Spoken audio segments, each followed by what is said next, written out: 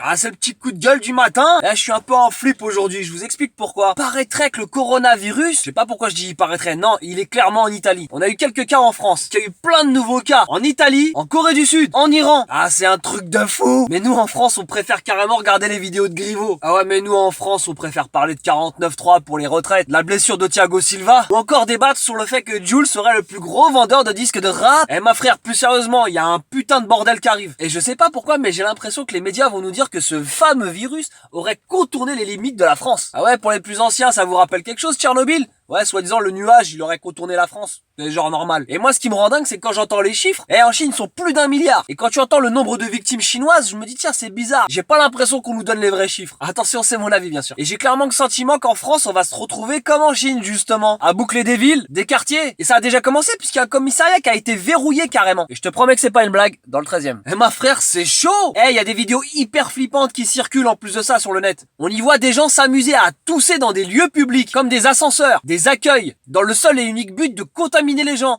C'est chelou. Moi, ça me rappelle un film, L'armée des 12 singes avec Bruce Willis. Va le regarder, tu vas comprendre. Sauf que le voyage dans le temps, c'est pas pour maintenant. Ouais, je t'imagine la France à l'Ekeblo. Pas d'élection municipale, pas de match de Ligue 1.